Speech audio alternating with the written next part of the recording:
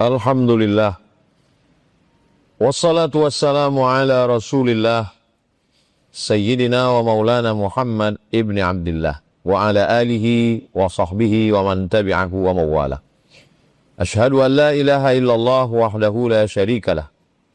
Wa ashhadu anna sayyidana Muhammadan abduhu wa rasuluhu la nabiyya ba'dah. Allahumma salli ala sayyidina Muhammad wa ala alihi wa sahbihi wa barik wa sallam. Qala Allah Ta'ala fil Qur'anil Azim wa huwa asdaqul qailin. A'udzu billahi minasy syaithanir rajim. Ya ayyuhalladzina amanu taqullaha haqqa tuqatih wa la tamutunna illa wa antum muslimun. Wa qala ta'ala fi ayatil ukhra, ya ayyuhalladzina amanu taqullaha wa qulu qawlan sadida yuslih lakum a'malakum wa yaghfir lakum dhunubakum wa man yuti'illaha wa rasulahu faqad faza fawzan 'azima. Ibadallah, usikum wa nafsi bitaqwallah wa ta'atihi faqad fazal muttaqun. Hadirin jamaah Jumat yang dimuliakan Allah Subhanahu wa taala.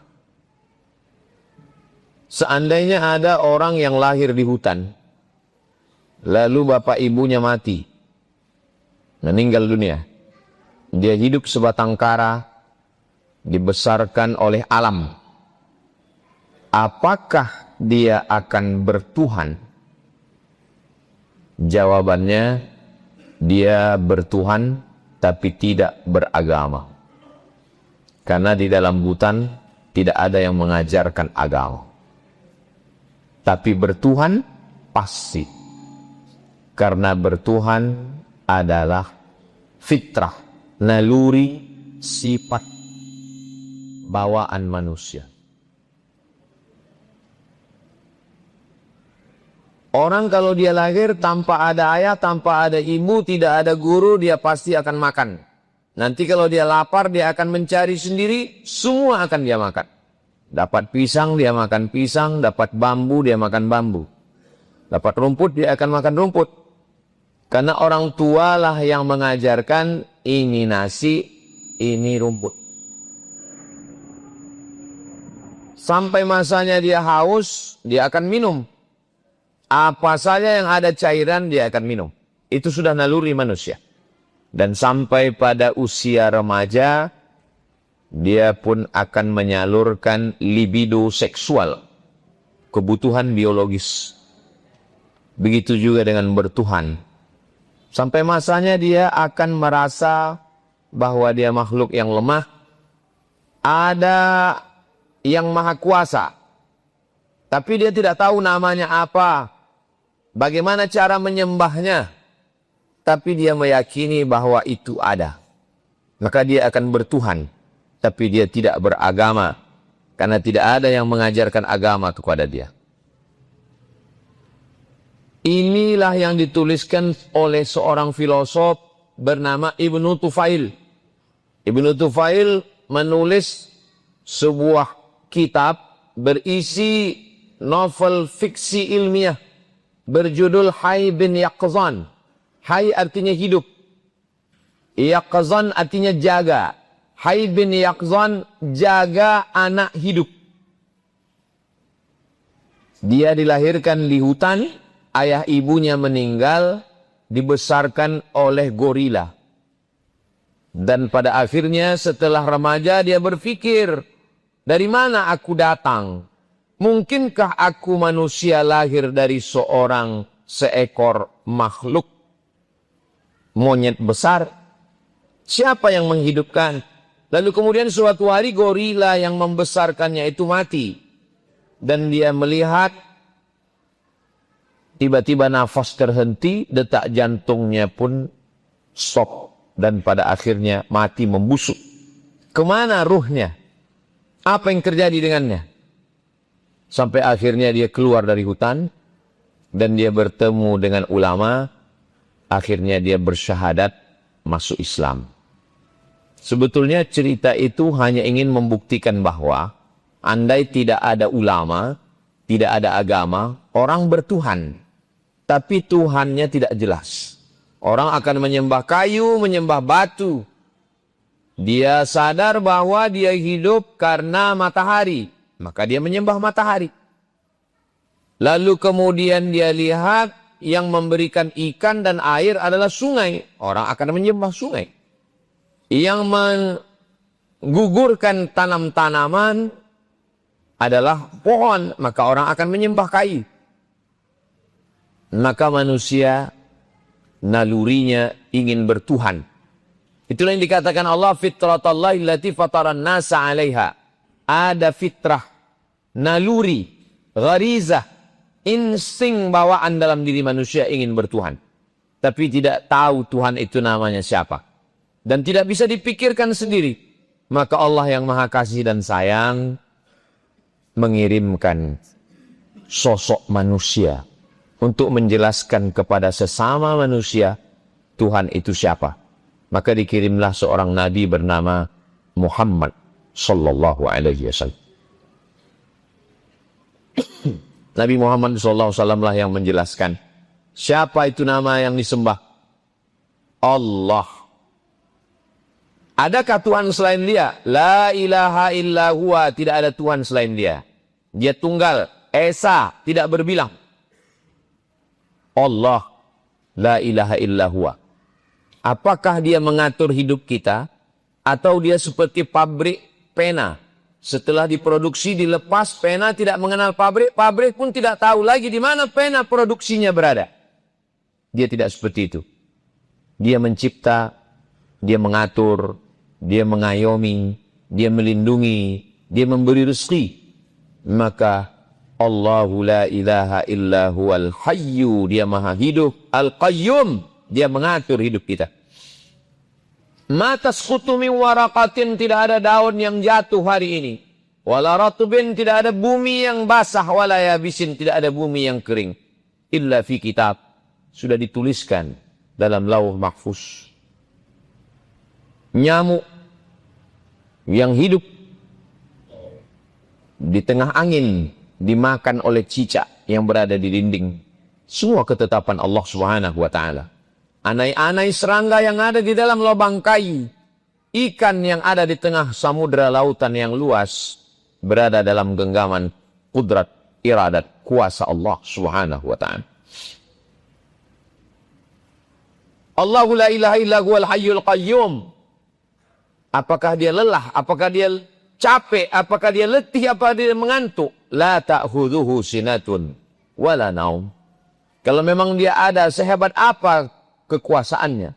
Lahu ma fis samawati wa ma fil ardh. Adakah yang bisa menolong selain dia? Adakah sekutunya? Adakah partnernya? Adakah kawannya? Apakah dia punya sahabat? Apakah dia punya kaki tangan? Man dzalladzi yashfa'u 'indahu illa bi'idznih. Tidak ada yang bisa menolong kecuali kalau dapat izin dari dia. Man dzalladzi yashfa'u 'indahu illa bi'idznih. Apakah dia tahu apa yang ada dalam gelap malam? Apakah dia tahu apa yang ada di dalam tanah? Apakah dia tahu apa yang ada dalam lubuk hati yang paling dalam? Ya'lamu ma baina aydihim wa ma khalfahum. Wa la yuhituna bi syai'in min 'ilmihi illa bima syaa'. Kalau memang dia ada, sehebat apa kekuasaannya? Wasi'a kursiyyuhus samawati wal ardh. Sulitkah bagi dia mengatur hujan, panas, matahari, bintang gemintang, planet? Wala ya'uduhu hifzuhuma wa huwal 'aliyyul 'azim. Yang disebut dengan ayat kursi. Dibaca pada waktu subuh, dijaga Allah sampai petang. Dijaga selepas maghrib, dipelihara Allah sampai menjelang subuh. Itulah ayat tauhid. Yang kalau kita baca, kita sulit untuk memahami tauhid dengan ilmu yang dalil-dalilnya amat sangat jelimet, ribet, susah, payah bagi sebagian orang. Cukup mendalami ayat kursi, maka dia mengenal Allah dari mulai namanya, kekuasaannya, kehebatannya, ilmunya, pertolongannya. Itulah kenapa kalau ayat kursi itu dibaca, setan lari ketakutan. Kenapa? Karena tauhid yang dalam dari orang yang membaca, merenungkan, mengamalkan, sehingga setan merasa takut dengan orang yang membacanya. Tapi dia bukan sekedar mantra, dia bukan bim salabim abrakadabra, Dia bukan mantra tanpa makna. Dia adalah lafaz yang datang dari Allah untuk mengajarkan kepada manusia siapa yang kita sembah, apa tujuan dia menciptakan kita, bagaimana kekuasaannya. Kalau orang tidak percaya kepada agama karena penyelewengan, penyimpangan, kejahatan, maka pada akhirnya orang meninggalkan agama. Tapi dia tetap percaya kepada Tuhan. Golongan itu sekarang disebut dengan agnostik. Ketika ditanya agamamu apa? Tuhan terlalu sempit dibatasi oleh agama. Lalu kau percaya sama Tuhan? Aku percaya. Siapa namanya? Dia tanpa nama. Ini adalah fenomena anak muda zaman sekarang. Karena sakit hati dengan perempuan, laki-laki tidak menikah. Karena sakit hati dengan laki-laki, perempuan tidak menikah. Karena sakit hati dengan anak, lalu muncullah kelompok orang yang tidak mau punya anak. Karena takut anaknya durhaka. Sakit hati dengan tokoh agama, lalu tidak mau beragama. Tapi percaya kepada Tuhan. Golongan agnostik. Islam datang. Dalam agama Islam tidak ada manusia suci. Semua manusia bisa silap, bisa salah, bisa berdosa. Satu-satunya yang tidak mungkin salah adalah Nabi Muhammad SAW. Kenapa Nabi tidak boleh salah? Karena kalau dia salah berarti wahyunya salah. Kalau dia salah berarti firman salah. Kalau dia salah berarti ajarannya salah. Wallahu ya'simuka minan nas. Nabi itu terpelihara. Dia tidak mungkin salah. Dia tidak ditinggalkan Allah. Ma wadda'aka rabbuka wa ma qala. Kalau ada orang Islam yang sholat Jumat, pulang sholat sendalnya hilang, yang salah bukan Islam. Yang salah adalah orang Islam. Maka jangan salahkan Islam. Jangan salahkan Allah. Tapi salahkanlah orang Islam yang memakai nama Islam tapi tidak mengamalkan ajaran Islam. Salah berpikir akan membuat orang salah mengambil keputusan. Maka kita tetap berislam. Walaupun banyak orang Islam tidak Islami. Mengaku Muslim tapi perbuatannya tidak sesuai ajaran Islam. Yang salah bukan Islam. Yang salah adalah orang yang mengaku dirinya Muslim, bapaknya Muslim, ibunya Muslimah, tinggal di negeri mayoritas Muslim. Tapi nilai-nilai Islam tidak diamalkan. Lalu kemudian orang menyalahkan Islam karena perbuatan orang Islam. Al-Islam mahjubun bil muslimin. Islam ini terhalang cahayanya karena perbuatan orang Islam itu sendiri. Bersyukurlah orang-orang barat yang belajar Islam dari internet. Dia download Al-Quran, dia terjemahkan ke dalam berbagai bahasa, dia fahami, masuk Islam. Setelah masuk Islam, sholat di masjid. Pulang dari masjid, barang yang dia letakkan hilang. Setelah itu dia ucapkan, Alhamdulillah, aku masuk Islam, bukan karena melihat orang Islam, tapi karena belajar Islam dari sumbernya. Bersyukurlah kita yang masih bisa belajar dengan ulama yang benar, yang ahli sunnah wal jamaah. Al-ulama warathatul anbiya. Kenapa kalau orang tidak bertuhan? Tidak ada orang yang tidak bertuhan. Datanglah seorang mulhid ateis yang mengaku tidak bertuhan. Menjumpai Imam Abu Hanifah. Imam mazhab pertama. Imam Hanafi. Meninggal tahun 150 Hijrah di Kufah, Irak. Hanafi. Aku tidak percaya kepada Tuhan. Imam Hanafi tidak membacakan ayat. Tuhan saja dia tidak percaya, apalagi ayat Quran. Imam Hanafi tidak pakai hadis Nabi. Tuhan saja dia tidak percaya, apalagi Nabi, apalagi hadis Nabi. Mereka tidak bisa diajak berdalil. Lalu Imam Hanafi mengajaknya berfikir. Seandainya kau naik perahu. Perahumu sampai di tengah laut. Dipukul ombak, dihempas gelombang, karangnya tajam, angin puting beliung, perahumu hancur berkeping. Tinggal hanya satu keping kayu. Dan tanganmu memeluk keping kayu di tengah laut yang tak bertepi. Bumi tidak nampak, kakimu tidak menginjak, tanganmu tidak berpegang. Coba tanya lubuk hatimu yang paling dalam. Adakah di sana dia yang maha kuasa selain engkau? Jawab dengan jujur. Orang itu menjawab, ya, pasti aku merasakan ada yang maha kuasa. Itulah Tuhan. Di sana kita sedang susah. Kita tidak putus asa. Ada yang maha kuasa. Tapi kita tidak tahu namanya siapa. Maka datanglah Nabi yang dikirim Allah menjelaskan namanya. Walillahil asma'ul husna, Allah punya nama yang baik-baik. Fad'uhu biha. Maka serulah dia. Ya Rahman, Ya Rahim, Ya Malik, Ya Kudus, Ya Salam. Ya Mu'min, Ya Muhaimin, Ya Aziz, Ya Jabbar, Ya Mutakabbir, Ya Khaliq, Ya Bari, Ya Musawwir, Ya Ghaffar. Kita berdoa meminta, memanggil dia dengan namanya yang banyak, tapi sesungguhnya dia satu. Qul huwallahu ahad. Allah Maha Esa Tunggal. La ilaha illallah. Tiada Tuhan selain dia. Jadi sesungguhnya orang-orang yang mengaku tidak bertuhan, di lubuk hati mereka yang paling dalam, mereka mengaku ada. Orang yang mengaku tidak bertuhan naik pesawat terbang. Lalu mereka mengejek ada orang berdoa. Subhanalladzi sakhkhara lana hadza wa ma kunna lahu muqrinin wa inna ila rabbina lamunqalibun. Bismillahi majriha wa mursaha rabbil ghafurur rahim. Bismillahi tawakkaltu Allah. Dia mempertawakan orang yang membaca doa. Kata dia tidak ada Tuhan. Lalu kemudian pesawat pun take off dan sampai ke tengah awan, tiba-tiba terjadi turbulensi. Tiba-tiba pesawat mengalami goncangan. Orang yang berdoa sudah menyerahkan nyawanya, dirinya kepada Allah. Setelah dia katakan bismillah dengan nama Allah, tawakkaltu 'ala Allah, aku bertawakal kepada Allah, la haula wala quwata illa billah. Dia pun tertidur. Sementara yang tidak bertuhan terjaga, terbangun. Lalu kemudian tiba-tiba spontan mulutnya berkata, oh my God. Oh Tuhan. Sesungguhnya tidak sesuai antara mulutnya sebelum ada masalah, setelah ada masalah. Diam-diam dia mengatakan, ada yang maha kuasa. Tempat bergantung, tempat meminta, dia yang melindungi. Maka sesungguhnya kita meyakini ada Allah. Bagaimana cara mendekatkan diri kepadanya? Tidak ada cara mendekatkan diri kepadanya kecuali sesuai dengan tuntunan yang diajarkan Nabi Muhammad SAW. Man ahdatsa, siapa yang membuat-buat cara beribadah, ma laisa alaihi amruna, yang tidak ada tuntunan dari Nabi Muhammad SAW, fahuwa raddun, maka perbuatannya itu mardud. Allah mengatakan, idza qumtum ila shalah, kalau kamu mau salat, faghsilu wujuhakum, basuh wajahmu, wa aydiyakum ilal marafiq, tangan sampai siku, wamsahu biru'usikum, usap kepalamu sampai telinga, wa arjulakum ilal ka'bain, kaki sampai mata kaki. Kita pun melakukan itu. Setelah itu kita masuk ke dalam masjid.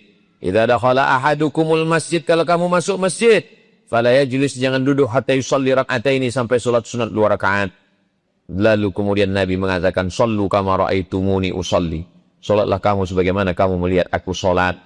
Diawali dengan niat takbiratul ihram, iftitah ayat Al-Fatihah dan ayat ruku, iktidal, sujud, duduk antara dua sujud, sujud 1 rakaat selesai, baca lagi iftitah dan ayat ruku, iktidal, sujud, duduk antara dua sujud, sujud, tasyahud dan salam. Itulah yang diajarkan oleh Nabi Muhammad sallallahu alaihi wasallam. Seandainya orang mengaku tidak beragama, bagaimana cara dia mendekatkan diri kepada Allah? Apa yang akan dia panggil? Apa yang akan dia katakan? Kalau dia kaya, dia akan sombong sesombong-sombongnya. Dia mengatakan ini keberhasilan aku. Dia mempertuhankan dirinya. Dan kalau dia stres, depresi, dia tidak sanggup menjalani hidup, dia akan bunuh diri. Bagi dia mengakhiri hidup. Tapi kalau orang bertuhan, kalau dia berhasil, dia berkata, innama, apa yang saya terima ini, hadza min fadli rabbi, ini karunia dari Allah, liyabluwani, untuk menguji saya. Ashkur, apakah saya menjadi orang yang bersyukur, am akfur, atau saya menjadi orang yang kufur. Kalau seandainya dia dalam keadaan miskin, susah, melarat, diuji, sakit, mati, dia akan mengambil air wudhu, dia akan angkat kedua tangannya dan berkata, ujianku kecil, yang besar hanya Engkau. Allahu Akbar. Sakitku tidak ada apa-apanya, karena nikmatmu jauh lebih besar. Allahu Akbar kabira. Aku tidak layak dipuji, karena pemilik pujian hanya Engkau. Walhamdulillahi katsira. Aku kotor, yang suci hanya Engkau. Wa subhanallahi bukratan wa asila. Aku tidak menghadap kepada pejabat, kepada orang kaya, kepada konglomerat. Aku menghadap hanya kepada Engkau. Wajjahtu wajhiya lilladzi fataras samawati wal arda hanifan musliman wa ma ana minal musyrikin. Kuserahkan semuanya kepada Inna salati wa nusuki wa mahyaya wa mamati lillahi rabbil alamin. Aku tidak menyembah kayu, tidak menyembah batu, tidak menyembah hantu. La syarika lahu wa bidzalika umirtu ana minal muslimin. Setelah itu dia minta perlindungan kepada Allah dari godaan syaitan. A'udzubillahi minasyaitonir rajim. Dia tanamkan dalam dirinya bahwa Allah sayang dengan dia. Bismillahirrahmanirrahim. Dia ulang lagi segala puji milik Allah. Orang yang gila dengan pujian, post power syndrome, dulu dipuji, dulu dimuliakan, dulu dihormati, sekarang tidak punya apa-apa. Merasa diri terbengkalai, merasa diri ditinggalkan. Dia katakan semua milikmu. Alhamdulillahirabbil alamin. Orang yang ditinggalkan anak, ditinggalkan suami, ditinggalkan istri, ditinggalkan keluarga, tidak lagi diperdulikan. Ar-Rahmanir Rahim. Cukup Allah yang sayang kepadaku. Aku bukan apa-apa, aku tak punya kuasa. Pemilik kuasa hanya Allah. Maliki yaumiddin. Aku hanya meminta kepadanya. Iyyaka na'budu wa iyyaka nasta'in. Berikan aku jalan, berikan aku kesabaran, berikan aku kekuatan. Ihdinas siratal mustaqim. Jalan yang pernah Engkau berikan kepada nabi-nabi, wali-wali, orang mati syahid, orang-orang soleh. Siratal ladzina an'amta alaihim. Bukan jalan kepada orang Yahudi, bukan jalan Nasrani. Ghairil maghdubi alaihim waladdallin. Setelah itu dia katakan, terimalah doaku ya Allah. Amin. Dia sadar bahwa nikmat yang dia terima besar. Inna a'tainakal kautsar. Banyak sudah nikmat. Nikmat hidup, nikmat sehat, nikmat nafas, nikmat jantung, buah pinggang. Allah tidak minta banyak. Fasalli li rabbika. Salatlah. Berkorbanlah. Wanhar. Adapun orang yang membunci, membuli, mengejek, menyantet, mengolok-olok, mencaci maki.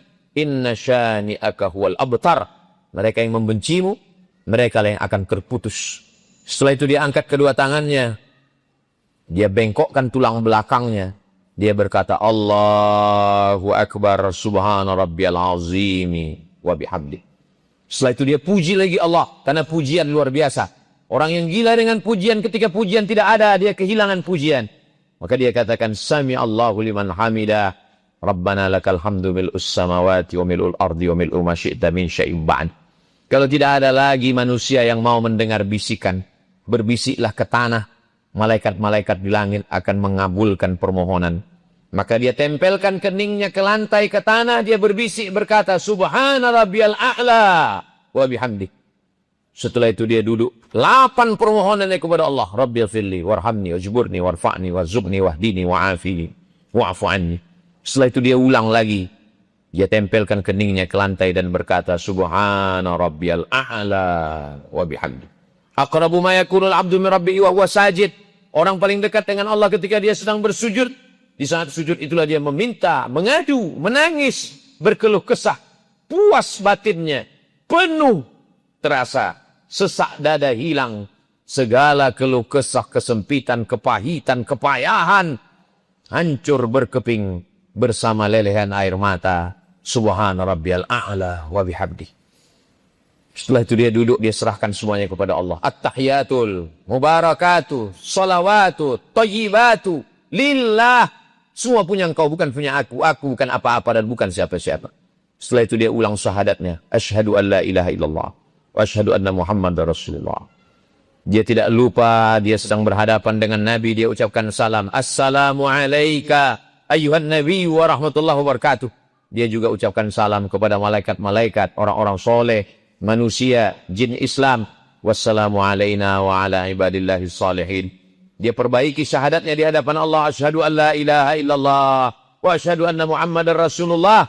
Setelah itu dia bersolawat. Allahumma salli ala Sayyidina Muhammad wa ala ali Sayyidina Muhammad kama sallaita ala Sayyidina Ibrahim wa ala ali Sayyidina Ibrahim. Allahumma barik ala Sayyidina Muhammad wa ala ali Sayyidina Muhammad kama barakta ala Sayyidina Ibrahim wa ala ali Sayyidina Ibrahim fil alamin innaka Hamidum Majid. Cukup. Kalau hanya cukup, tapi dia ingin bermanis-manis, bermanja-manja. Dia ingin mengadukan semua keluh kesahnya. Tak puas rasanya meminta mengadu kepada Allah. Maka dia katakan, Rabbighfirli ma qaddamtu wa ma akhartu wa ma asraftu wa ma alantu wa ma asraftu wa ma anta a'lamu bi minni antal muqaddim wa antal muakhiru. La ilaha illa anta subhanaka inni kuntu minadh dhalimin. Lalu dia meminta 4 permohonan kepada Allah. Allahumma inni a'udzubika min adzabi jahannam wa min adzabil qabri wa min fitnatil mahya wal mamat wa min syarri fitnatil masihid dajjal. Setelah itu dia tetap juga belum ingin berpisah dengan Allah. Dia minta lagi kepada Allah, Allahumma a'inni ala dzikrika wa syukrika wa husni ibadatik. Setelah itu barulah dia mengucapkan Assalamualaikum warahmatullah. Assalamualaikum warahmatullah. Begitulah Nabi mengajarkan kita supaya tak putus asa, supaya senantiasa berharap kepada Allah. Barakallahu li wa lakum fil Qur'anil azim. Wa nafa'ani wa iyyakum bima fihi minal ayati wa dzikril hakim. Wa taqabbala minni wa minkum tilawatahu innahu wal ghafurur rahim.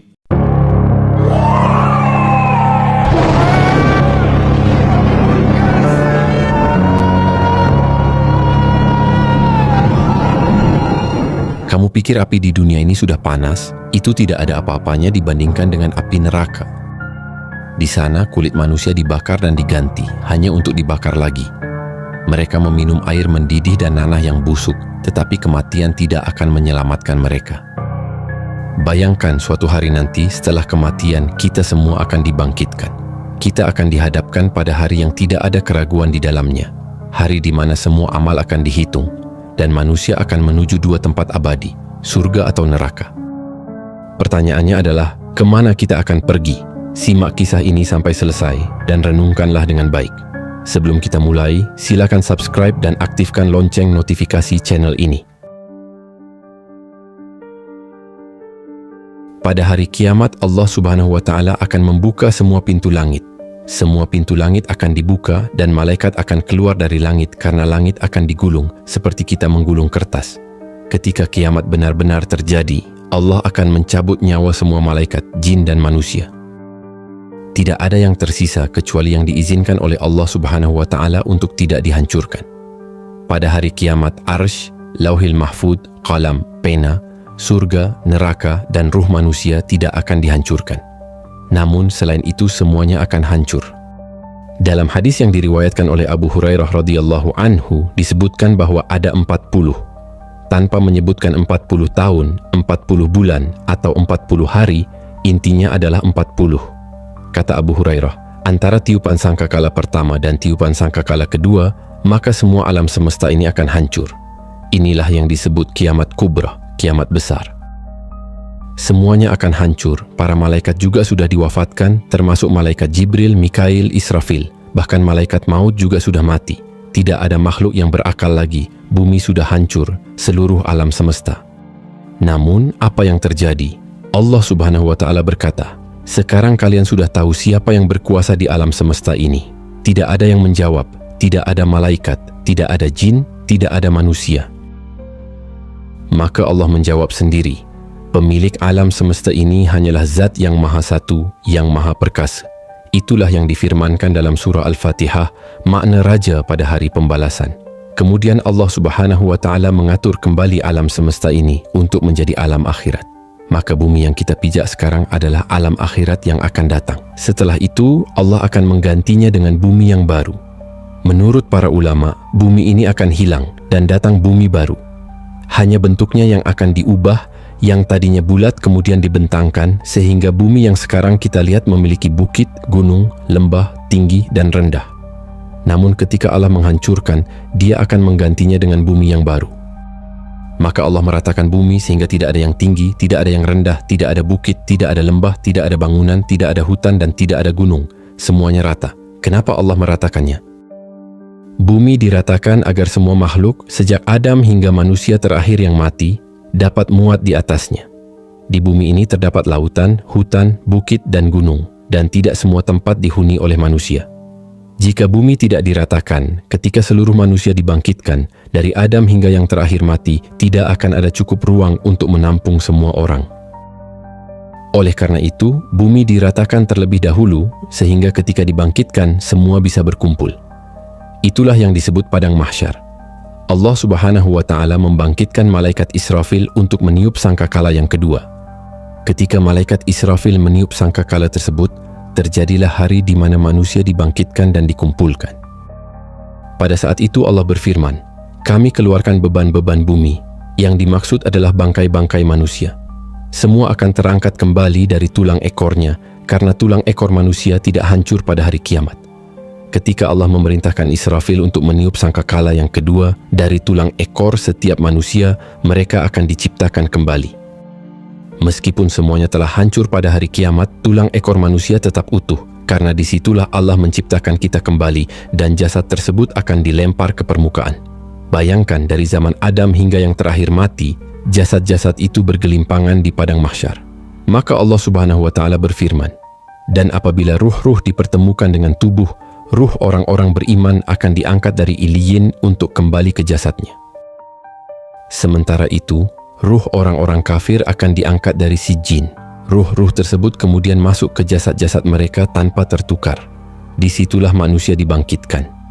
Ketika manusia dibangkitkan, orang-orang kafir digambarkan dalam surah Yasin, celaka kami, siapa yang membangunkan kami dari tidur kami? Mereka digambarkan seperti laron pada hari itu, terbang tanpa arah. Laron ini jika melihat lampu akan mengejar lampu dan terbang tanpa aturan, saling tabrak satu sama lain. Begitu juga dengan teman-temannya, mereka bertabrakan tanpa arah. Keesokan harinya, sayapnya berhamburan kemana-mana. Inilah kondisi manusia pada hari kiamat. Orang-orang kafir lari ke barat dan timur, selatan dan utara tanpa tujuan seperti laron. Pada hari itu, manusia jauh dari saudaranya, dari ibu dan bapaknya, serta dari istri dan anak-anaknya. Semua manusia sibuk dengan urusannya masing-masing, kecuali orang-orang yang beriman. Orang-orang beriman ketika dibangkitkan tidak lari. Di samping mereka sudah ada pasangan, istri, suami, dan kakek mereka. Dan orang-orang yang beriman, yang kemudian diikuti oleh keluarganya, akan kami kumpulkan di satu tempat. Ketika orang-orang beriman melihat orang-orang kafir berlarian ke sana kemari, mereka hanya berkata, inilah janji Allah, Ar-Rahman, dan ucapan para nabi adalah benar. Saat itu akan ada penyeru di tengah padang mahsyar. Manusia akan terfokus pada satu arah, pada satu suara. Allah Subhanahu wa Ta'ala menggambarkan situasi ini seperti belalang yang sedang terbang. Belalang yang terbang bersama koloninya pasti akan mengarah pada satu titik. Begitu juga semua manusia akan tertuju pada satu titik. Inilah yang disebut Ardul Mahsyar, tempat kita akan dikumpulkan. Ketika mereka dibangkitkan, Rasulullah SAW bersabda bahwa ketika manusia dibangkitkan, mereka tidak mengenakan celana, tidak berpakaian, telanjang bulat, tidak dikhitan, tidak memakai sandal, dan tidak membawa harta apapun. Siapapun Anda, apakah Anda seorang presiden atau menteri, semua itu tidak berarti. Orang kaya dan orang miskin akan dibangkitkan dalam keadaan yang sama. Pada hari itu, tidak ada perbedaan antara si kaya dan si miskin. Antara pejabat dan rakyat, semua akan dibangkitkan dengan cara yang sama. Lalu, apa yang bisa dibanggakan? Di padang mahsyar, berbagai macam manusia akan dibangkitkan. Ada yang dibangkitkan dalam ukuran kecil, seperti semut di antara orang-orang besar, sehingga mereka harus menghindar dari langkah orang-orang besar. Siapakah mereka? Mereka adalah orang-orang yang sombong di dunia. Mereka merasa besar di dunia, tetapi di akhirat Allah memperkecil mereka. Allah membangkitkan mereka seperti debu di akhirat. Ada juga yang berteriak-teriak, tetapi Allah tidak memandang mereka. Allah tidak akan berbicara dengan mereka dan tidak akan melihat mereka pada hari kiamat. Meskipun mereka berteriak, Ya Rabb, Ya Rabb, Ya Allah, Ya Allah, ada orang-orang yang tidak akan dilihat oleh Allah pada hari kiamat. Ada orang-orang yang tidak akan diajak bicara oleh Allah pada hari kiamat. Ada orang-orang yang lari, tetapi mereka berjalan dengan kepala di bawah, sementara kaki mereka di atas. Bagaimana caranya? Allah Maha Kuasa atas segala sesuatu. Ada juga orang-orang yang dibangkitkan dalam keadaan buta. Mereka akan berkata, Ya Rabbi, Ya Rabbi, ketika di dunia aku bisa melihat. Kenapa di sini aku buta? Berbagai macam orang yang di padang mahsyar akan dibangkitkan. Karena orang yang dibangkitkan itu akan seperti kematiannya. Ada yang ketika di dunia melakukan tindakan bunuh diri. Maka ketika dibangkitkan, di tangannya sudah ada pisau yang sedang menusuk-nusuk tubuhnya. Bayangkanlah, manusia yang dibangkitkan memiliki berbagai bentuk. Setelah itu mereka akan dikumpulkan di satu tempat. Disinilah terjadi faslul khodok. Yang pertama kali terjadi adalah faslul khodok, di mana Allah Subhanahu wa Ta'ala akan mengadakan pengadilan di tengah-tengah manusia. Dan yang pertama kali diadili adalah para nabi. Dengan cara apa? Orang-orang kafir dari umat Nuh berkata, Ya Rob, Nuh tidak pernah menyampaikan risalah kepada kami. Mereka berusaha berdusta. Kemudian Allah Subhanahu wa Ta'ala berkata, Wahai Nuh, lihatlah, apakah engkau belum pernah menyampaikan risalahku kepada mereka? kenapa engkau tidak menyampaikannya?" Bahkan Nuh menjawab, "Ya Rob, aku sudah menyampaikannya. Jika engkau tidak percaya, aku memiliki saksi." Maka Allah Subhanahu wa Ta'ala berkata, "Datangkan saksi." Lalu Nuh alaihissalam meminta Nabi Muhammad SAW untuk menjadi saksi bahwa Nuh telah menyampaikan risalahnya. Allah pun memanggil Nabi Muhammad SAW, "Wahai Muhammad, mengapa kau mau menjadi saksi untuk Nuh alaihissalam? Bukankah engkau hidup di zaman yang jauh setelahnya dan tidak hidup di zamannya Nuh? Bagaimana kau bisa menjadi saksi bagi mereka?" Rasulullah SAW menjawab, "Ya Rob, aku tidak hidup di zamannya Nuh, tetapi aku yakin bahwa Nuh telah menyampaikan risalahnya." Allah bertanya, "Apa yang membuatmu yakin bahwa Nuh telah menyampaikan risalahnya?" Rasul menjawab, "Karena engkau yang mengatakan demikian, ya Rob." Kemudian Rasul membacakan ayat Al-Quran yang menyatakan bahwa Nuh telah menyampaikan risalahnya. Allah pun berkata, "Benar, engkau dan mereka telah berkata demikian." Lalu proses ini berpindah kepada nabi berikutnya dan seterusnya hingga diakhiri dengan Isa ibnu Maryam, nabi terakhir dari Bani Israel. Ini adalah isyarat bahwa Nabi Muhammad akan menjadi saksi bagi seluruh para nabi. Setelah itu Nabi Muhammad dimintai pertanggungjawaban. Dan barulah Allah Subhanahu wa Ta'ala menoleh kepada umatnya, umat Nabi Muhammad. Allah Subhanahu wa Ta'ala akan bertanya kepada umat Nabi Muhammad, dan dia akan memperlihatkan kepada kita semua perbuatan yang pernah kita lakukan di bumi yang akan tampak di akhirat. Kemudian Allah Subhanahu wa Ta'ala memberikan catatan kepada setiap hambanya. Ketika Allah berkata, "Bacalah bukumu," maka dia pun akan membaca apa yang telah dilakukannya. Ingatlah akan keistimewaan hari kiamat, di mana Allah mengembalikan memori hafalan manusia. Semua keburukan dan kebaikan yang pernah dilakukan di dunia akan diingat kembali, dan semuanya akan dicocokkan dengan catatannya. Manusia tidak bisa berbohong di hadapan Allah. Mulut akan terkunci, tangan akan berbicara, dan kaki akan menjadi saksi atas apa yang telah dilakukannya. Bayangkan, saksi bukan hanya anggota tubuh, bahkan kulit pun akan menjadi saksi. Kulit tiba-tiba berbicara di hadapan Allah dan menyalahkan tubuhnya. Akhirnya tubuh mengkritik kulit dan berkata, "Mengapa engkau, wahai kulit, menjadi saksi bagi tubuhmu sendiri?" Tidak hanya itu, tetapi bumi yang kita pijak juga akan menjadi saksi. Pada hari itu, bumi akan menghadapi semua kisah orang-orang yang pernah menginjaknya. Lautan akan menjadi saksi, langit akan menjadi saksi, malaikat akan menjadi saksi. Tidak ada yang bisa menghindar dari kesalahan, semuanya akan menjadi saksi. Di dunia, manusia bisa berbohong, membayar pengacara, dan mencari orang yang pandai berbicara. Dia bisa mendustakan yang jujur, namun di akhirat tidak ada pengacara. Semua akan menjadi saksi, manusia akan mulai dihisap. Pertama, Allah Subhanahu wa Ta'ala akan mengangkat catatannya. Di situ ada yang mengambil dengan tangan kanannya, dengan tangan kirinya, atau dari belakangnya. Ini menunjukkan keselamatan atau tidaknya seseorang. Orang yang beriman akan mengambil dengan tangan kanannya. Dengan bangganya, dia akan berkata, "Bacalah kitabku," saking senangnya dia, karena dia tahu isi kitabnya. Namun, orang-orang yang mengambil catatan dengan tangan kirinya akan berkata, "Seandainya aku tidak mengambil catatanku dan tidak tahu apa hisabku." Lalu dia akan berkata kembali, "Ternyata kekuasaan yang aku banggakan di dunia ini tidak ada manfaatnya. Harta yang menumpuk di dunia ini pun tidak ada faedahnya." Kemudian mereka akan dikumpulkan di padang mahsyar. Di sana akan terjadi hisab kepada binatang. Semua binatang akan dikumpulkan, mulai dari semut, kuda, hingga buaya. Semua akan berkumpul di situ, karena di antara binatang juga ada yang saling menzalimi. Binatang yang bertanduk akan menanduk binatang yang tidak bertanduk. Buaya akan memakan ular, dan ular akan memakan binatang lainnya. Binatang ini terus saling memakan hingga ke binatang yang kecil. Saling memakan di antara binatang. Allah Maha Adil, ada hisab di antara binatang. Mereka akan dihisab tetapi tidak akan diazab. Mereka hanya akan dihisab saja. Setelah hewan-hewan dihisab, Allah berfirman, "Jadilah kalian tanah." Maka hewan-hewan itu pun kembali menjadi tanah. Orang-orang kafir menyaksikan saat hewan-hewan yang telah dihisab itu berubah menjadi tanah. Mereka pun berkata, "Aduh, seandainya aku juga menjadi tanah." Manusia akan dikumpulkan selama 50.000 tahun dalam keadaan berdiri. Tidak ada yang duduk atau berbaring. Mereka semua berdiri karena Allah berfirman, Pada hari itu manusia berdiri menghadap Rabb-Nya. Mengapa tidak ada yang duduk atau berbaring? Karena jika duduk, mereka akan tenggelam dalam keringat mereka. Bagaimana bisa tidak tenggelam dalam keringat? Matahari akan berada di atas kepala mereka hanya sejauh 1 mil. Ada orang yang bercucuran keringat hingga tenggelam dalam keringatnya. Ada yang keringatnya setinggi dada, ada yang setinggi pusar, dan ada yang setinggi lutut sesuai dengan amal perbuatan mereka. Hari itu adalah hari yang sangat panas.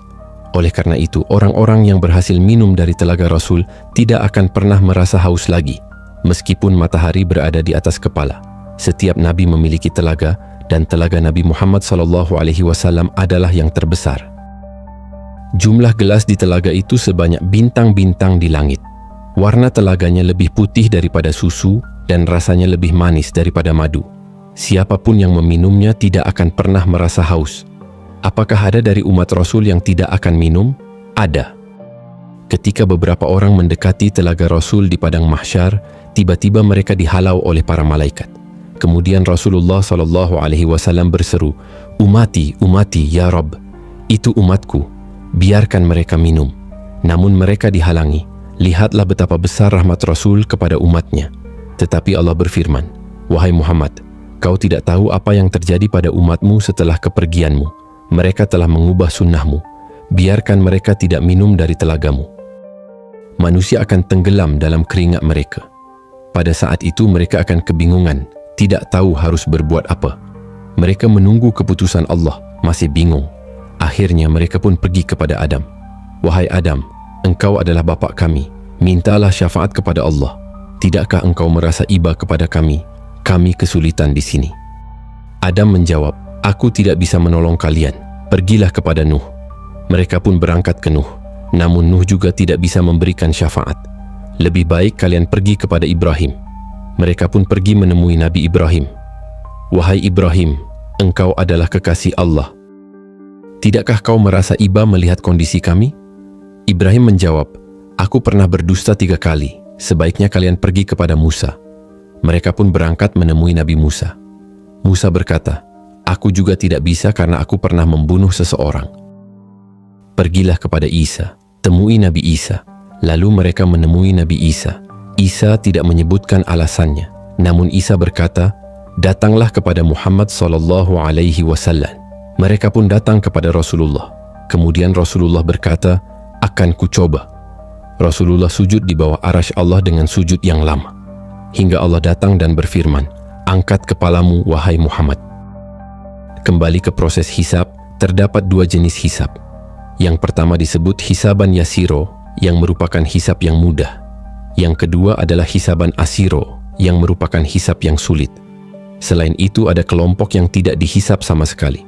Rasulullah pernah menunjukkan bahwa dari 70.000 umatnya, mereka tidak dihisab dan tidak diazab, langsung masuk surga. Kemudian ditanyakan siapa mereka yang tidak dihisab itu, wahai Rasulullah. Rasulullah menjawab bahwa mereka adalah orang-orang yang tidak meminta ruqyah, tidak percaya pada takhayul, percaya sial, tidak melakukan pengobatan dengan kai, besi panas, dan mereka selalu tawakal sepenuhnya kepada Allah. Mereka adalah orang-orang yang masuk surga tanpa hisab dan azab, dan mereka tidak akan dikumpulkan di padang mahsyar, melainkan langsung masuk surga. Namun orang-orang yang mengalami hisab, baik yang sulit maupun yang mudah, tetap berada di padang mahsyar, meskipun tidak sampai 50.000 tahun. Lama hisab tergantung pada kesulitan hisabnya. Jika hisabnya mudah, prosesnya cepat, karena umat Islam yang beriman akan dihisab dengan cepat. Allah hanya menghisab mereka selama setengah hari, tidak sampai 50.000 tahun, hanya setengah hari dalam kehidupan akhirat. Setengah hari di akhirat setara dengan 500 tahun di dunia. Allah berfirman bahwa 1 hari di akhirat setara dengan 1000 tahun di dunia, sehingga setengah harinya menjadi 500 tahun. Orang yang beriman hanya akan dihisab dari setelah zuhur hingga setelah ashar, yang merupakan setengah hari di kehidupan akhirat. Oleh karena itu, orang-orang miskin akan lebih dahulu masuk surga setengah hari dibandingkan orang kaya. Mengapa demikian? Karena mereka akan ditanya dari mana mereka mendapatkan harta tersebut dan kemana mereka membelanjakannya. Banyak pertanyaan yang akan diajukan. Apa yang pernah dimakan akan ditanyakan. Begitu juga dengan apa yang pernah diminum. Allah berfirman agar manusia melihat makanan yang dimakannya karena semua akan ditanyakan. Dalam Al-Quran, surah At-Takasur, Allah menyatakan bahwa pada hari kiamat, semua nikmat yang Allah berikan kepada kita akan ditanyakan. Dan ingat, hisab itu ada dua cara. Orang yang berdebat dalam hisabnya akan celaka dan pasti masuk neraka. Jika seseorang berdebat dengan Allah saat hisab, maka dia akan celaka. Misalnya Allah bertanya, "Aku telah memberimu mata, sudahkah kau syukuri?" Dia menjawab, "Belum ya Rabb." Allah juga akan bertanya tentang telinga yang diberikan sebagai amanah. "Kau gunakan untuk apa? Untuk maksiat atau untuk ketaatan?" Jika dia menjawab, "Untuk maksiat ya Rabb," maka celakalah dia. Namun jika dialog tersebut tidak terjadi dan dia hanya mengiyakan, misalnya, "Bukankah dulu di bumi aku berikan segalanya?" Dan dia menjawab, "Betul ya Rabb," tanpa membantah, maka Allah akan mengatakan, "Aku ampuni dosa-dosamu." Ini disebut hisaban yasiro, yaitu hisab yang mudah. Kemudian ketika semua dihisab, datanglah mizan, yaitu timbangan. Siapa yang memiliki timbangan kebaikan yang berat, maka dia akan berada dalam kehidupan yang diridai dan masuk surga. Namun siapa yang berat timbangan keburukannya, pasti akan masuk neraka. Setelah penimbangan dilakukan, manusia akan dikelompokkan sesuai dengan sesembahan mereka masing-masing. Mereka semua akan ditanya, "Apa yang kamu sembah selama di dunia?" Bagi yang menyembah pohon, akan bersama pohon itu. Yang menyembah gajah akan bersama gajah itu. Yang menyembah batu akan bersama batu itu. Semua orang akan dikelompokkan dengan sesembahan mereka. Ketika orang-orang kafir, munafik dan beriman sudah terpisah, Allah berfirman, "Bawa orang-orang kafir itu ke neraka Jahannam." Jadi orang-orang kafir akan dimasukkan ke neraka secara berombong-rombong. Mereka tidak akan sempat melewati Siratul Mustaqim, padahal Allah berfirman, "Kalian pasti akan melewatinya." Namun orang kafir langsung masuk neraka tanpa melewati titian tersebut. Ketika orang-orang musyrik dan kafir sudah dimasukkan ke neraka, hanya tinggal orang beriman dan munafik. Saat itu Allah akan membagikan cahaya. Setiap orang akan mendapatkan cahaya sebagai bekal untuk meniti titian mustaqim, karena titian itu gelap. Neraka Jahannam juga gelap dan titian itu terbentang di atasnya. Allah Subhanahu wa Ta'ala berfirman, ketika dia datang menemui makhluknya di padang mahsyar, malaikat berbaris rapi. Allah berfirman, "Tarik Jahannam ke sini." Jahannam pun ditarik, memiliki 70.000 tali kekang, dan satu tali kekang ditarik oleh 70.000 malaikat besar. Kemudian Jahannam dihadapkan kepada manusia, dan Allah membentangkan Siratul Mustaqim, yaitu jembatan yang terbentang di atas neraka Jahannam. Jembatan itu lebih halus dari rambut dan lebih tajam dari pedang. Bahkan, jembatan itu akan berlenggak-lenggok, bergerak, dan tidak diam, serta licin. Hanya orang-orang yang ditakdirkan dapat melintasi titian itu. Yang pertama meniti jembatan adalah Nabi Muhammad SAW. Setelah Nabi Muhammad meniti Sirat, beliau akan berdiri di ujung titian, di Kontoroh. Setiap kali umatnya melewati, Rasulullah berdoa, "Ya Rabbi, selamatkan, selamatkan." Beliau sangat mengasihi umatnya. Ada yang melewati titian Sirat dan langsung sampai di ujung sana. Ada yang melewati seperti angin, ada yang seperti kuda balap, tiba-tiba sudah sampai di ujung. Ada yang berlari sangat cepat, ada yang merangkak, ada yang terjatuh, dan ada yang jatuh ke neraka Jahannam. Ada juga yang baru melangkahkan kaki dan langsung jatuh ke neraka Jahannam. Rasulullah berkata saat duduk bersama para sahabatnya, terdengar suara yang sangat besar. Rasulullah bertanya, "Tahukah kalian suara apa itu?" Para sahabat menjawab, "Kami tidak tahu, wahai Rasul." Rasulullah menjelaskan, itu adalah batu sebesar unta yang jatuh dari titian 70.000 tahun yang lalu dan baru sampai sekarang di inti neraka Jahannam. Artinya, jika seseorang jatuh dari titian menuju neraka Jahannam, ia akan memerlukan waktu 70.000 tahun untuk sampai ke dasar Jahannam, na'udzubillah. Maka, satu persatu orang-orang beriman diberikan cahaya. Orang munafik juga diberikan cahaya, tetapi cahayanya kadang padam, kadang menyala. Saat mereka berjalan, mereka berkata, "Hai orang beriman, tunggu sebentar, aku ingin mengikuti cahayamu." Orang beriman menjawab, "Ambil saja cahaya yang ada di belakangmu." Di dunia orang munafik bisa menipu orang beriman. Namun di titian Siratul Mustaqim, orang beriman tidak akan tertipu lagi. Setelah semua menyeberangi, mereka tiba di sebuah tempat bernama Kontoroh, yang berada di depan pintu surga. Orang beriman tidak akan merasa lelah ketika sampai di sana. Di sini terdapat kisos, Disinilah Nabi Muhammad SAW bertanya kepada sahabatnya, "Tahukah kamu siapa yang bangkrut dari umat ini?" Orang yang bangkrut adalah mereka yang datang pada hari kiamat dengan membawa pahala solat, zakat, dan sedekah. Tetapi di sisi lain, mereka pernah menzolimi orang lain, mengambil harta orang lain, mencaci orang lain, menumpahkan darah orang lain, dan merendahkan orang lain. Akhirnya di Kontoroh ini terjadi kisos. Padahal mereka sudah berada di depan pintu surga, agar orang-orang yang ingin masuk surga mendapatkan keadilan, supaya di dalam hati mereka tidak ada lagi rasa dengki terhadap teman-teman mereka. Allah menghilangkan perasaan iri sehingga mereka menjadi bersaudara di surga, karena penduduk surga memiliki satu hati.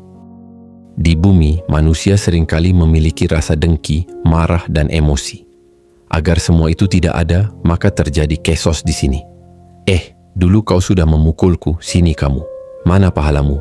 Pahalanya diambil. Ketika dia sudah tidak memiliki pahala lagi karena telah diberikan kepada banyak orang dan sering berbuat zalim di dunia, dia akan berkata, "Mana pahalamu?" Maka dia akan menjawab, "Aku tidak punya pahala lagi, sudah habis."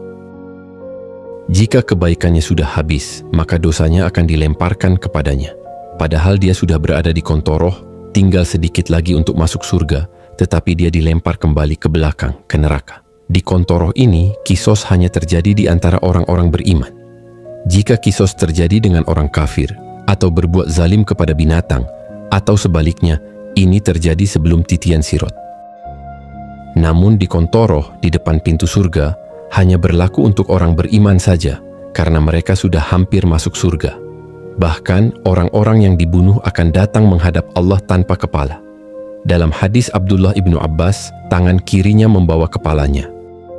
Meskipun di dunia tidak dibunuh dengan cara dipenggal, pada hari kiamat orang yang dibunuh akan tampil seperti itu.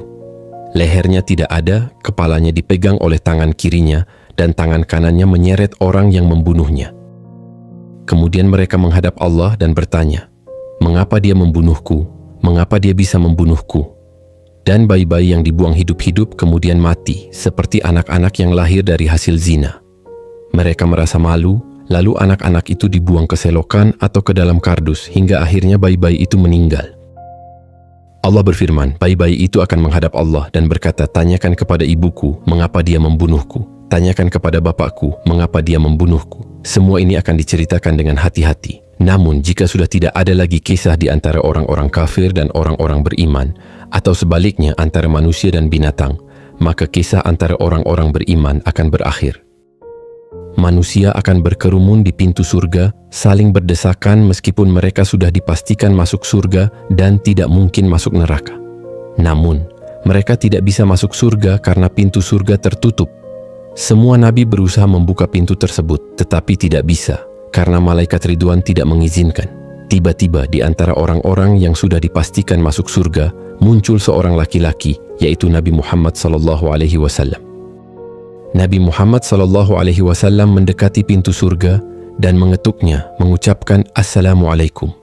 Malaikat Ridwan menjawab, Waalaikumsalam. Ridwan bertanya, "Siapa kamu?" Nabi menjawab, "Saya Muhammad." Malaikat Ridwan berkata, "Aku diperintah Allah untuk tidak membuka pintu surga kecuali kamu yang meminta." Nabi menjawab, "Akulah orang yang pertama kali membuka pintu surga." Lalu pintu surga dibuka. Di pintu surga ada yang berteriak. Allah Subhanahu wa Ta'ala menempatkan para pemanggil di pintu-pintu surga. Jika seseorang ahli solat, pintu itu akan memanggil, "Hei ahli solat, masuklah di sini, jangan di situ." Bagi yang ahli puasa, seperti puasa Senin, Kamis, Ayamul Bid, atau puasa Daud, ada pintu khusus untuk mereka. Pintu jihad akan memanggil, "Hei yang mati syahid, lewat sini." Pintu taubat akan berkata, "Hei yang bertaubat, lewat sini." Masing-masing pintu menyeru sesuai dengan keahlian ibadahnya. Surga memiliki 8 pintu, berbeda dengan neraka yang hanya memiliki 7 pintu. Mengapa demikian? Agar menunjukkan bahwa rahmat Allah lebih luas dibandingkan murkanya. Rasulullah bersabda bahwa Allah berfirman, "Rahmatku lebih luas dibandingkan murkaku." Ketika ada seseorang yang berdiri di pintu surga dan hanya diam, tidak mau masuk, Allah berfirman, "Masuklah ke dalam surga dengan rahmatku." Orang tersebut menjawab, "Ya Rabb, tidak. Saya tidak mau masuk surga dengan rahmatmu, ya Rabb. Jika masuk surga dengan rahmatmu, Itu bagi orang yang berdosa dan kemudian bertaubat. Kau mengasihinya. Akhirnya kau berkata, masukkan aku ke surga dengan rahmat-Mu. Aku tidak pernah berbuat dosa selama di dunia, dan aku ingin masuk surga dengan amalanku. Dia merasa bangga dengan amalannya dan berkata, karena aku tidak pernah berbuat dosa, masukkan aku dengan amalanku. Allah pun bertanya, baik, berapa banyak amal yang kau miliki? Setelah dihitung, ternyata amalannya tidak sebanding dengan satu nikmat yang Allah berikan, yaitu nikmat penglihatan. Dia lebih banyak menggunakan matanya untuk melihat dan merasa takut tidak bisa masuk surga hanya dengan amalannya. Maka dia berkata, ya Rob, masukkan aku ke dalam surga dengan rahmat-Mu. Memang, masuk surga itu karena rahmat Allah. Kata para sahabat, Allah memasukkan saya ke surga karena rahmat-Nya, tetapi Allah juga memasukkan ke neraka karena keadilannya. Bayangkan, setelah melewati ujian panjang di dunia, seorang hamba yang setia akhirnya tiba di gerbang surga. Pintu-pintu emas terbuka perlahan, dan cahaya yang belum pernah ia lihat sebelumnya menyambut wajahnya. Udara di sana sejuk, harum bunga memenuhi setiap hembusan napas. Tidak ada debu, tidak ada kelelahan, hanya kedamaian. Kemudian para penduduk surga memasuki surga. Malaikat surga menyapa, keselamatan bagi kalian, wahai penduduk surga. Ini adalah tahiyat pertama, tahiyatus salam. Salamun qaulam mir rabbir rahim. Allah pun memberikan salam. Hanya orang-orang tertentu yang menerima salam di dunia ini, seperti Khadijah istri Nabi. Nabi Muhammad SAW berkata, Rob dan Jibril menitipkan salam untukmu, ya Khadijah. Tubuhnya kini berbeda. Ia tidak lagi tua atau lemah. Usianya seperti usia terbaik manusia, sekitar 33 tahun. Wajahnya bersinar, lebih indah dari bulan purnama. Tidak ada luka, tidak ada sakit. Ia tidak akan pernah menua lagi selamanya. Ia melangkah di atas jalan yang terbuat dari batu mulia, menuju istananya yang tinggi menjulang, dibangun oleh tangan para malaikat, sesuai dengan amalnya di dunia. Di sana, pohon-pohon surga menaungi dengan buah-buahan yang bisa ia petik hanya dengan pikiran. Sungai mengalir tenang, dari susu yang tidak berubah rasa, madu yang jernih, dan khamr yang tidak memabukkan, hanya menambah kebahagiaan. Para bidadari menyambut dengan senyuman. Mereka bukan hanya cantik, tetapi juga suci dan penuh kasih. Bagi wanita beriman, Allah memberikan pasangan terbaik, suami dari dunia yang telah Allah perbaiki atau yang lebih mulia darinya. Mereka hidup berdampingan, tanpa cemburu, tanpa benci. Ia duduk bersama sahabat-sahabatnya dari dunia, berbincang, tertawa, tanpa ada rasa khawatir sedikit pun. Tidak ada iri, tidak ada kesedihan, semua hati telah dibersihkan. Mereka menikmati hidangan surga, daging burung yang lezat, buah-buahan yang belum pernah dilihat oleh mata manusia. Suatu hari datang kabar paling membahagiakan. Para penghuni surga dikumpulkan di suatu tempat yang indah melebihi segalanya. Di sanalah mereka melihat wajah Allah. Keindahan yang tidak bisa diungkapkan dengan kata-kata. Saat itu mereka menyadari, itulah nikmat tertinggi, lebih dari semua yang ada di surga. Dan kehidupan pun berlanjut, tanpa batas waktu, tidak ada kematian, tidak ada perpisahan, hanya kebahagiaan selamanya. Di neraka, manusia mengalami siksaan yang tiada henti. Tubuh mereka dibakar oleh api hitam yang sangat panas, dan kulit mereka terus-menerus diganti agar siksaan tidak berhenti. Mereka dipaksa meminum air mendidih dan nanah yang busuk. Jeritan mereka memenuhi neraka, namun tidak ada yang peduli. Mereka ingin mati, tetapi kematian tidak akan datang. Yang paling menyakitkan, Allah tidak lagi memandang mereka. Neraka adalah tempat azab dan penyesalan yang abadi. Inilah perjalanan panjang kehidupan manusia, dari dunia yang sementara menuju akhirat yang kekal.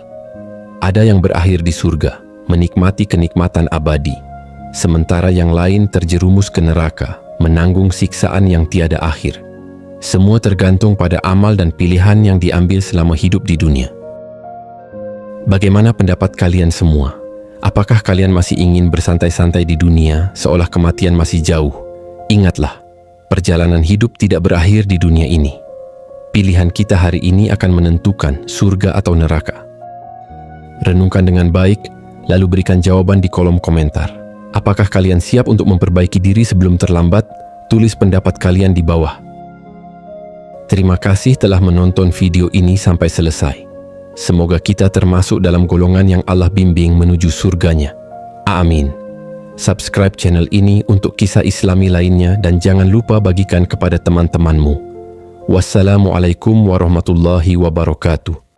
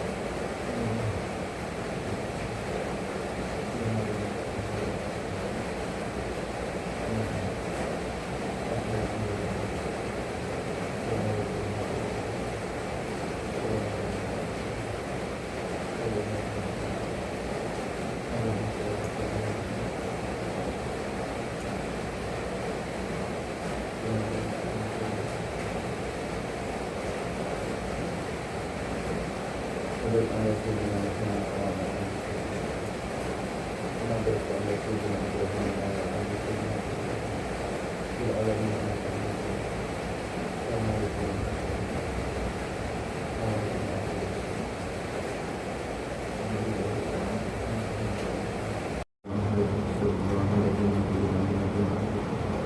Astaghfirullahaladzim min kulli dhanbin azim wa atubu ilaihi. Astaghfirullahaladzim min kulli dhanbin azim wa atubu ilaihi. Astaghfirullahaladzim min kulli dhanbin azim wa atubu ilaihi.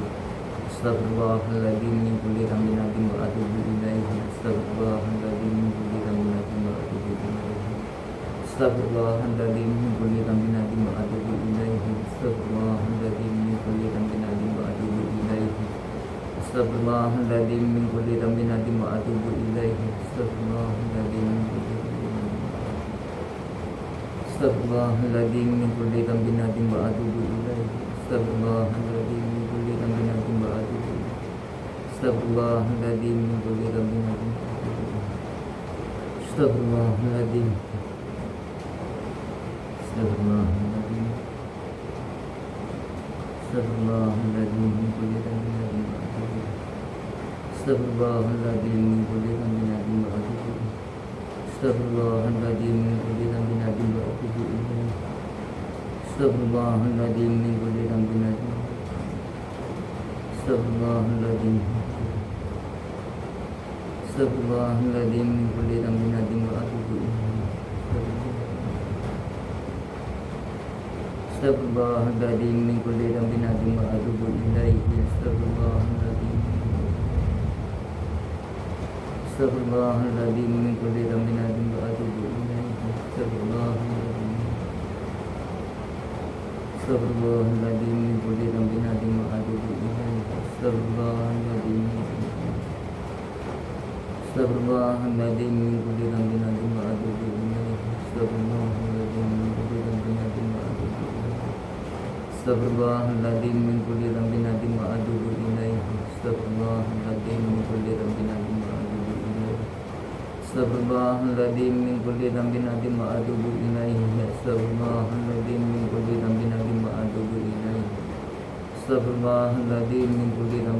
wa atubu ilaihi. Astaghfirullahaladzim min kulli dhanbin azim wa atubu ilaihi. Astaghfirullahaladzim min kulli dhanbin azim wa atubu ilaihi. Astaghfirullahaladzim min kulli dhanbin azim wa atubu ilaihi. Astaghfirullahaladzim min kulli dhanbin azim wa atubu ilaihi. Astaghfirullahaladzim min kulli dhanbin azim wa atubu ilaihi. Astaghfirullahaladzim min kulli dhanbin azim wa atubu ilaihi. Astaghfirullahaladzim min kulli dhanbin azim wa atubu ilaihi. Astaghfirullahaladzim min kulli dhanbin azim wa atubu ilaihi. Astaghfirullahaladzim min kulli dhanbin azim wa atubu ilaihi. Astaghfirullahaladzim min kulli dhanbin azim wa atubu ilaihi. Astaghfirullahaladzim min kulli dhanbin azim wa atubu ilaihi. Astaghfirullahaladzim min kulli dhanbin azim wa atubu ilaihi. Astaghfirullahaladzim min kulli dhanbin azim wa atubu ilaihi. Astaghfirullahaladzim min kulli dhanbin azim wa atubu ilaihi. Astaghfirullahaladzim min kulli dhanbin azim wa atubu ilaihi. Astaghfirullahaladzim min kulli dhanbin azim wa atubu ilaihi. Astaghfirullahaladzim min kulli dhanbin azim wa atubu ilaihi. Astaghfirullahaladzim min kulli dhanbin azim wa atubu ilaihi. Astaghfirullahaladzim min kulli dhanbin azim wa atubu ilaihi. Astaghfirullahaladzim min kulli dhanbin azim wa atubu ilaihi. Astaghfirullahaladzim min kulli dhanbin azim wa atubu ilaihi. Astaghfirullahaladzim min kulli dhanbin azim wa atubu ilaihi. Astaghfirullahaladzim. Alhamdulillah, alhamdulillah. Allahumma shalli ala sayyidina wa maulana Muhammad wa ala ali sayyidina Muhammad.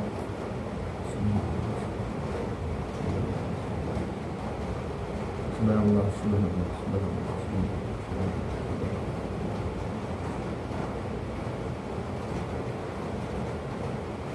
subhanallah, subhanallah, subhanallah, subhanallah, subhanallah, subhanallah. Subhanallah, subhanallah, subhanallah, subhanallah, subhanallah, subhanallah, subhanallah, subhanallah, subhanallah, subhanallah, subhanallah, subhanallah, subhanallah, subhanallah, subhanallah, subhanallah, subhanallah, alhamdulillah, wa la ilaha illallah, wallahu akbar, alhamdulillah, alhamdulillah, alhamdulillah, alhamdulillah, alhamdulillah, alhamdulillah.